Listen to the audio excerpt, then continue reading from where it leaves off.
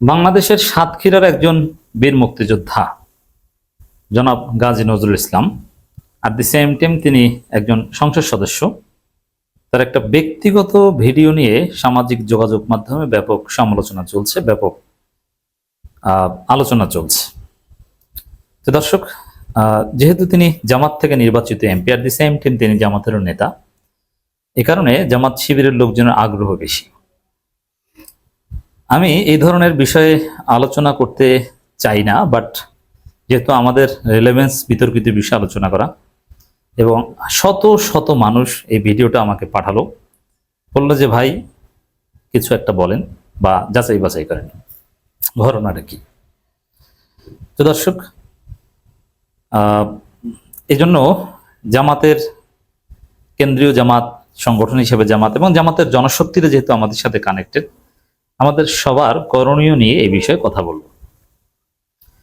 প্রথমে মনে রাখতে হবে যে একজন ব্যক্তি, তিনি মুক্তিযোদ্ধা হন আর যেই হন না কেন, তিনি একজন বীর মুক্তিযোদ্ধা, তিনি অত্যন্ত শক্তিশালী, যেই হন না কেন, মানুষ ভুলের ঊর্ধ্বে নয়, মানুষ ভুল করে।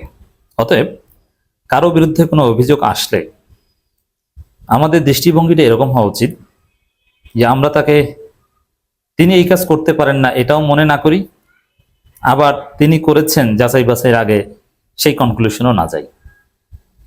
আমাদের মধ্যম পন্থা অবলম্বন করা এখানে জরুরি। তবে এটা সলভ হয়ে গেছে, এটা কুল কিনারা রহস্য সবকিছু আমরা পেয়ে গেছি যে আসলে কি ঘটেছে বা ঘটনা কি ঘটছে। তবে এই ক্ষেত্রে আমরা যারা বিশ্লেষণ করি, অ্যাক্টিভিজম করি, আমরা যেহেতু সমাজের স্থিতিশীলতার জন্য কাজ করি, মানুষের অধিকারের জন্য কাজ করি, অন্যায়ের বিরুদ্ধে কথা বলি, এই কারণে আপনারা আমাদেরকে ভালোবাসেন বা আপনাদের সাথে আমাদের ইন্টারাকশন এবং আমাদের এই ধরনের আলোচনায় মানুষের উপর প্রভাব পড়ে, আমাদেরকে এই কারণে অনেকে ইনফ্লুয়েন্সার বলেন। সরকার আমাদের বক্তব্য বিভিন্ন সময় বিবেচনায় নেন। সাপোজ এই বিষয়ে আমি একটা বক্তব্য দিলাম, এটার উপর ভিত্তি করে কয়েক লক্ষ মানুষ এই মুক্তিযোদ্ধা কাজী নজরুল ইসলামকে গালি দিবেন না তার পক্ষ নেবেন, এটা নির্ভর করবে। এই কারণে আমাদের আলোচনাটা হতে হবে ম্যাথোডোলজিক্যাল, স্ট্রাকচারাল। এই দৃষ্টিকোণ থেকে সবার আগে আমাদের যে প্রশ্ন তোলা উচিত যে মানুষের ব্যক্তিগত ভিডিও ভাইরাল করা অথবা এভাবে ছড়িয়ে দেয়া, এটা সোশ্যাল মিডিয়ার একটা অপব্যবহার, সত্য মিথ্যা পরের ব্যাপার, এটা ঠিক না।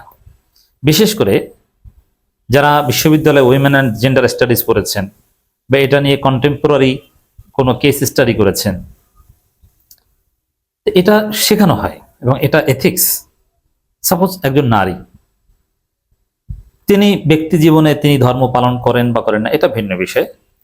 একজন নারী, তিনি যদি না চান যে তার ছবি সোশ্যাল মিডিয়ায় ছড়িয়ে না পড়ুক এবং তিনি যদি অপরাধী হন, আমাদের উচিত তাকে কোঅপারেট করা যে তার ছবি যেন সোশ্যাল মিডিয়ায় ছড়িয়ে না পড়ে, কারণ এতে তার উপর একটা ট্রমা তৈরি হয় এবং তার মনের উপর একটা প্রভাব পড়ে এবং সামাজিকভাবে তিনি হেয় প্রতিপন্ন হন। এবং এই ধরনের ভাইরালের ফলে তিনি একজন নারী, ধরে নিলাম যে অপরাধ করেছেন, তার অপরাধের চাইতে কয়েক হাজার গুণ শাস্তি তিনি বেশি পান, যার ফলে অনেক নারী হতাশাগ্রস্ত হয়ে, সামাজিকভাবে অপমানিত, লাঞ্ছিত হয়ে আত্মহত্যার পথও বেছে নিতে পারে। তো এই জন্য প্রথমেই আমাদের অবস্থান হওয়া উচিত, এটা মুক্তিযোদ্ধা না, কোনো নন মুক্তিযোদ্ধা বা যে কারো বিরুদ্ধে অথবা জামাত বা যে কোনো নেতার বিরুদ্ধেই এ ধরনের অভিযোগ উঠুক না কেন, আমাদের উচিত যে কোনো নারীর ছবি ভিডিও প্রচার করলে, এটা নিয়ে কথা বলতে হলে যথাসম্ভব উচিত ওই নারী ছবিতে বা ভিডিওতে, সেই নারী যেই হোক না কেন, তার ছবিটা ব্লার করে প্রচার করা অথবা তার ছবির অংশ বাদ দিয়ে যদি প্রচার করতে পারেন, এটা কিন্তু একটা এথিক্স।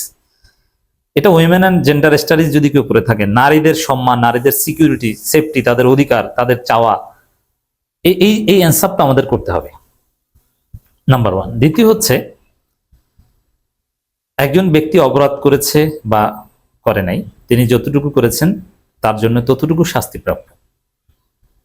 আমরা লিমিট ক্রস না করি, এটা সবার ক্ষেত্রে সমান। কিন্তু রাজনীতি, সোশ্যাল মিডিয়া এমন নোংরা একটা জায়গা, সত্য মিথ্যার বালাই নেই, একটা কিছু পেলেই হলো।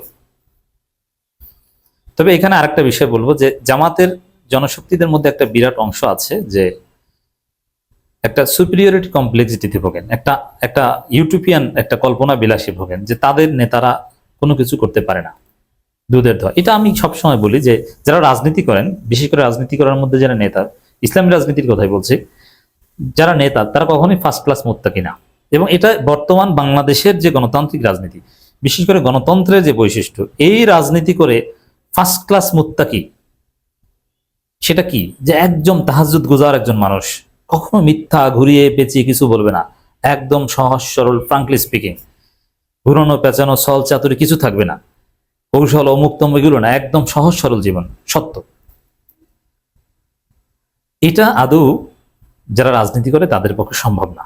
এজন্যে রাজনৈতিক নেতা, সে ধর্মভিত্তিক রাজনৈতিক নেতা হোক আর যে ধরনের রাজনৈতিক নেতা হোক, যাচাই বাছাইয়ের বাইরে অর্থনৈতিক কার্যক্রম হোক অথবা নারীঘটিত কার্যক্রম হোক, তাকে আপনি ক্লিন চিট দিবেন না। আমরা যাচাই বাছাই করব এবং তার উপর জুলুমও করব না, তিনি যতটুকু অপরাধ করেছেন ততটুকু।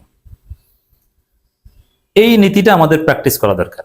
এখানে গাজী নজরুল ইসলাম কি করেছেন কি করেন নাই, এটা হয়তো বা কিছুদিন পর আস্তে আস্তে দৃশ্যপটের বাইরে চলে যাবে বা কিছু একটা হবে।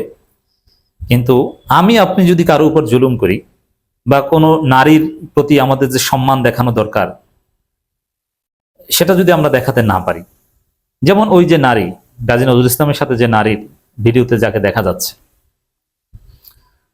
ওই নারীর উপর আমরা জুলুম করছি কিনা তার ছবি এভাবে প্রচার করে, এটা একটু ভালো। আমি বিএনপির একজন এমপিকে দেখলাম, আমার ঘনিষ্ঠ, যে তিনি এই বিষয়ে মুখ খুলেছেন যে ওই নারীর ছবিটা ব্লার করে প্রচার করা উচিত। আমি এখানে এইটা শেখাতে চাই। আমি এই যে আলোচনা এতক্ষণ করলাম এর মধ্যে কল্যাণ আছে। গাজী নজরুল ইসলামকে ডিফেন্ড করার মধ্যে হয়তো তেমন কল্যাণ নেই, তাকে দুইটা গালি দেওয়ার মধ্যে হয়তো বা তেমন কল্যাণ নেই, কিন্তু কল্যাণ আছে সোশ্যাল মিডিয়া ব্যবহারের যে এথিক্স এবং নারীর প্রতি যে আমাদের সম্মানের জায়গাটা, এই জায়গায় আমি মনে করি কিছু শিক্ষণীয় আছে। এবার আসেন আসল কথায়। মুক্তিযোদ্ধা গাজী নজরুল ইসলাম একজন বীর মুক্তিযোদ্ধা, রণাঙ্গনের মুক্তিযোদ্ধা, এবং তিনি যে মুক্তিযোদ্ধা এই সাক্ষী সরাসরি স্পিকার নিজে দিয়েছেন, এবং তিনি একজন জননেতা।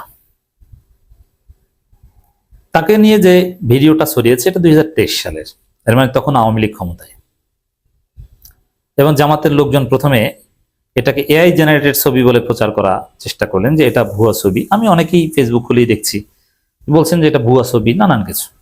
কিন্তু আমি যাচাই বাছাই করে দেখেছি, এবং যারা রিউমার স্ক্যান করেন বা কোনটা এআই জেনারেটেড এবং অরিজিনাল ভিডিও এটা যাচাই করেন, আমি এদের খোঁজ খবর নিয়ে দেখেছি এই ভিডিও সঠিক। অতএব গাজী নজরুল ইসলামের পক্ষে এখন কথা বলার কোনো সুযোগ নেই এবং তাকে ডিফেন্ড করার কোনো সুযোগ নেই। জাস্ট আপনারা এতটুকু বলতে পারেন যে কারো ব্যক্তিগত ভিডিও এভাবে প্রচার করা ঠিক না। এখন ভিডিও সত্য নাম্বার 1। প্রথমে তো জামাতের লোকজন, জেলা জামাত বলেছিল ভিডিও ভুয়া, তারপরে যে ভিডিও সত্য প্রমাণ হলো, এবং জামাতের লোকজন বরং মিথ্যা ভিডিও প্রচার করছে অনেকে। কেউ কেউ কি, সেটা তারা আরেকটা ভিডিও মিথ্যা এআই দিয়ে বানিয়েছে, একটা যুবকের সাথে ওই নারীর ছবি, বলছে যে এইটা সত্য, কিন্তু আসলে দ্বিতীয় যেটা অন্য একজন যুবকের সাথে যেখানে গাজী নজরুল ইসলাম না, ওইটা মিথ্যা ভিডিও, ওইটা এআই জেনারেটেড, আর যেটা অরিজিনাল গাজী নজরুল ইসলাম এবং ওই মেয়ে এটা সত্য। অতএব আশা করি আপনাদেরকে সত্য মেসেজটা দিতে পেরেছি। এখন জামাতের কেউ কেউ বলছেন যে তার বিবাহিত স্ত্রী। এখন বিবাহিত স্ত্রী হোক বা না হোক, এটা জামাত তদন্ত করে তারপরে তার বিষয়ে সিদ্ধান্ত নেবে। তবে আমার মনে হয় যে গাজী নজরুল ইসলাম ফেঁসে যাবেন এবং সংগঠন তার বিরুদ্ধে সিদ্ধান্ত নিবে। আর দ্বিতীয় স্ত্রী, ওই নারীর বয়স ছবিতে যেটা বোঝা যায়, এটা সন্দেহজনক, এবং তাদের মধ্যে যে ভিডিওতে যে কথাবার্তা বলার যে ধরন বা কিছু আপত্তিকর যে দৃশ্য, এটা স্বামী স্ত্রী সুলভ মনে হয়নি।